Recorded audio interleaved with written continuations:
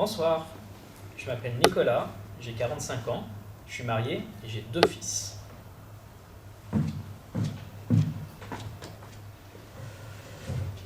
Quand on m'a proposé de faire cet exercice, j'étais super enthousiaste. Un public, une scène, moi qui ai toujours rêvé de faire un métier artistique. Oui, mais voilà, là, il faut que je parle de moi. Et qu'est-ce que je vais bien pouvoir dire d'intéressant sur moi? J'ai un truc.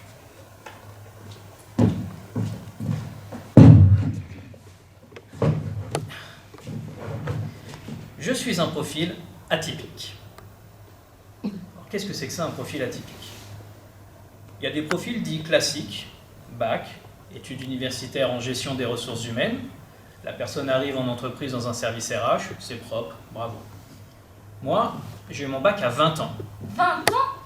Oui, ça va, j'ai redoublé 2 fois. J'ai recommencé à travailler tout de suite. Pas d'études universitaires, mais profil atypique.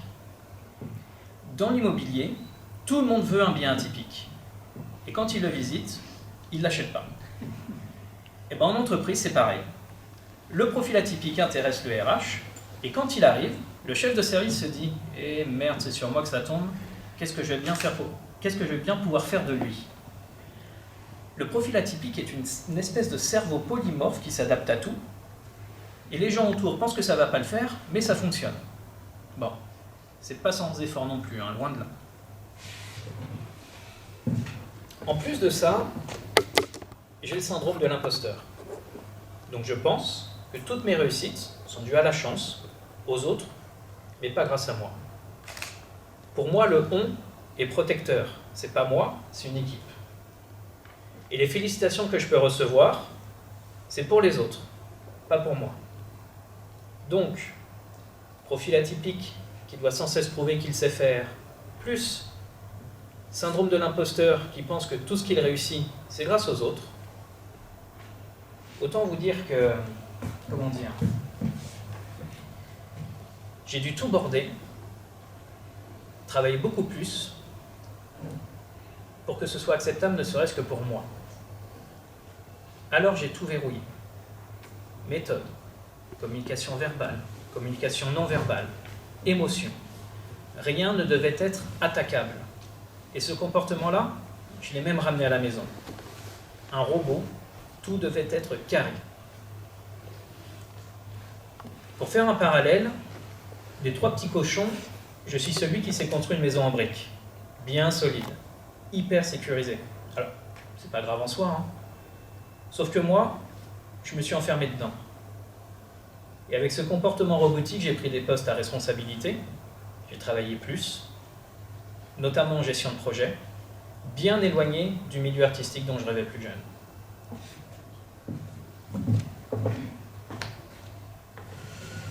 Je suis rentré en 1998 dans une grande compagnie aérienne.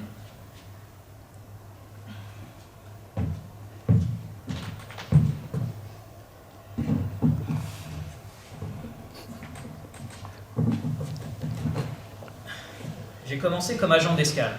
Vous savez, ces gens plus ou moins aimables qui enregistrent vos bagages à l'aéroport. J'ai ensuite basculé dans un service méthode et procédure où tout était très réglementé. Quelques années plus tard, j'ai travaillé sur le projet de création d'un back-office d'environ 300 personnes. Tout était à imaginer. Après la mise en place de ce back-office, on m'a confié le projet de dépose-bagages automatique. Pour faire simple, au lieu d'aller voir un agent plus ou moins aimable enregistrer votre bagage à l'aéroport, vous le faites vous-même à une machine. J'ai divisé par 3 les temps d'attente en aéroport. En fin de ce projet, j'ai dirigé le déploiement de 30 machines à Roissy-Charles de Gaulle. C'était le plus gros déploiement au monde. Pour ce projet, j'ai également travaillé avec l'aéroport de Nice. La responsable des agents d'escale de Nice quittant son poste, on m'a proposé de prendre sa suite. Nous sommes en 2015, je deviens donc responsable de 200 agents d'escale à l'aéroport de Nice. Et tout ça, c'est grâce aux autres, grâce à des rencontres, à de la chance, et certainement pas grâce à moi. En 2017, je souhaite quitter ce poste et revenir sur Paris. Bon, ma femme ne souhaitant pas quitter la région et moi ne souhaitant pas divorcer, je démissionne. Nous vivons dans la région et nous vivons à Cannes maintenant.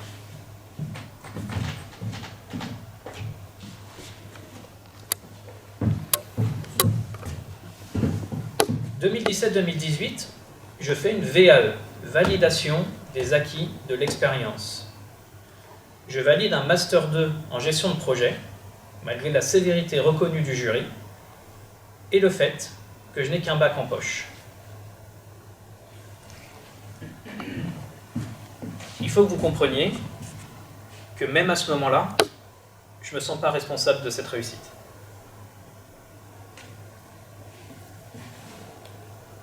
Soléa.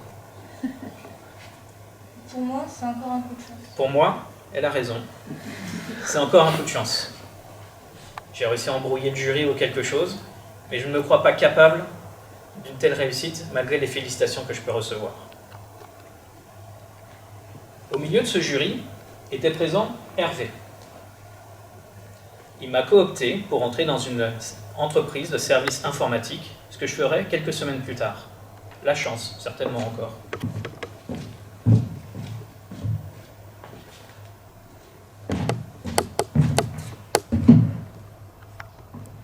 Le milieu informatique est une inconnue pour moi, mais je vais tenter de faire confiance à mon cerveau polymorphe.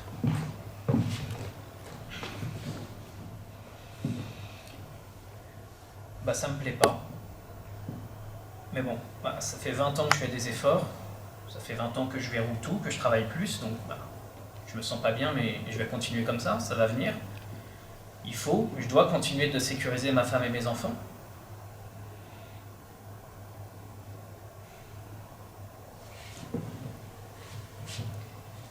En parallèle de son travail, Hervé donnait des cours à l'université dans le master de gestion de projet que j'ai eu en VAE.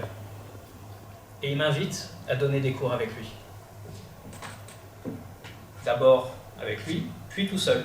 Les cours, je les donne seul maintenant. Et quel plaisir! Ça fonctionne, les étudiants sont contents, les autres professeurs aussi. Et pour moi, c'est une vraie bouffée d'air. Je me sens enfin à ma place et c'est la première fois que ça m'arrive.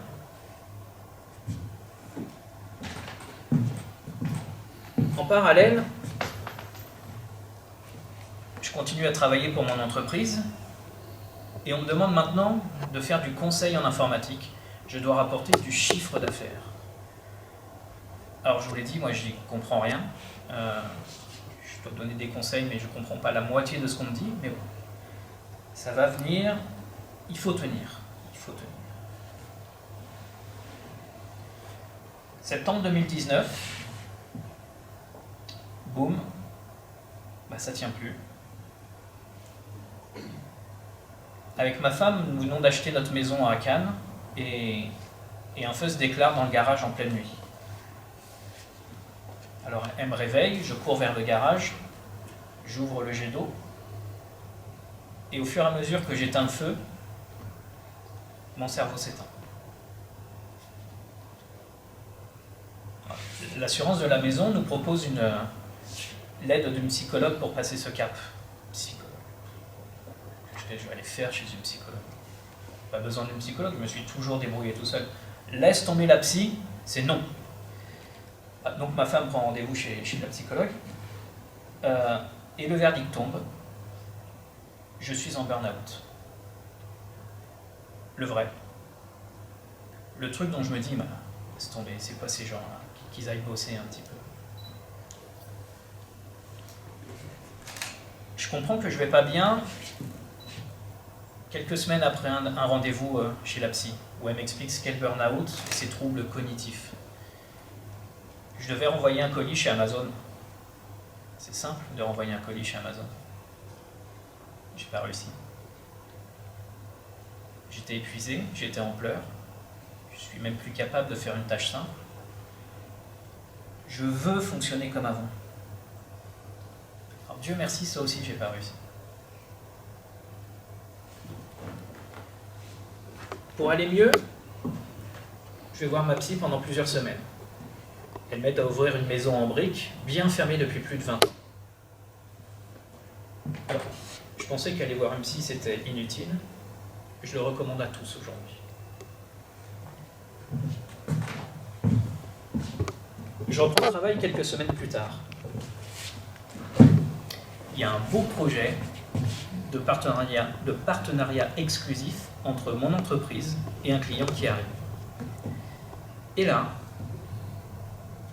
je vois 3 commerciaux de Paris arriver et qui me prennent de haut, de très très haut. Je prends sur moi, c'est un choix.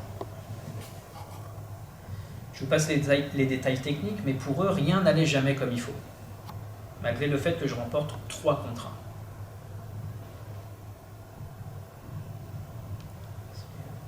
Si je m'en empêchais? Si je ne m'empêchais pas de croire en mes capacités. Si je ne me bloquais pas moi-même, j'aurais eu la force de leur dire ce que je pensais. J'aurais pu leur dire que ce que je faisais était à ce moment-là la seule solution viable pour ne pas perdre le contrat immédiatement. Oui, mais voilà, je fais le choix de ne rien dire. Je me sens tellement pas capable que je leur donne en partie raison. Et pris dans cette spirale de « je ne sais pas, je ne fais pas bien », je ne tiens que 6 mois. Et mon cerveau s'éteint à nouveau.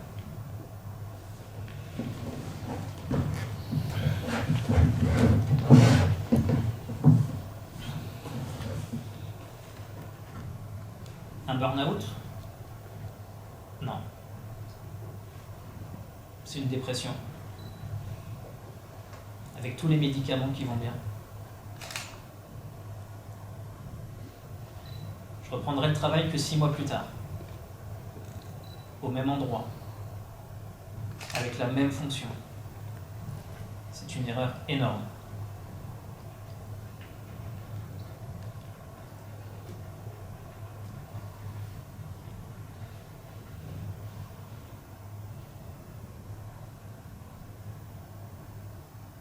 Soraya. Je me piège moi-même. Je me piège moi-même dans le même terrier. C'est comme si je cherchais à aller mal. La vérité, c'est que je suis perdu. J'ai peur de perdre mon job, c'est pas le moment, et je me fais tout petit pour éviter ça. Je continue d'accepter ce que je devrais pas sans faire attention à ma santé mentale. Sans faire attention, pas tout à fait finalement. Pendant mes 6 mois d'arrêt, j'en ai profité pour faire un bilan de compétences et engager une vraie reconversion. Je m'inscris 1 an plus tard dans le Master Coaching d'Aix. Je continue de donner des cours à l'université, même si j'étais pas toujours très en forme. C'est une vraie bulle d'air.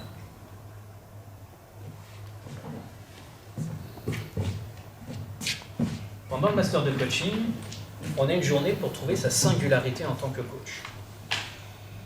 Alors moi, en plus de l'humour et de la simplicité qui font partie de moi, je crois que ma singularité, c'est aussi mon burn-out.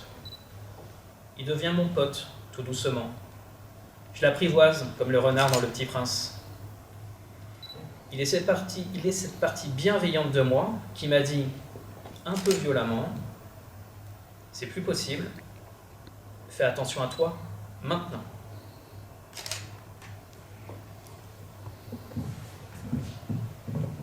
Alors qu'est-ce que je vais faire de tout ça ? Demain, je souhaite devenir coach spécialisé dans le burn-out, avec une partie formation auprès des entreprises, et également un accompagnement personnel des personnes qui reviennent de burn-out pour qu'elles retrouvent une place et un fonctionnement adapté. Et également un accompagnement de l'équipe qui accueille cette personne en burn-out. Mon expérience, même douloureuse, doit forcément servir à quelqu'un. Et j'espère le faire avec une très grande réussite. Merci beaucoup.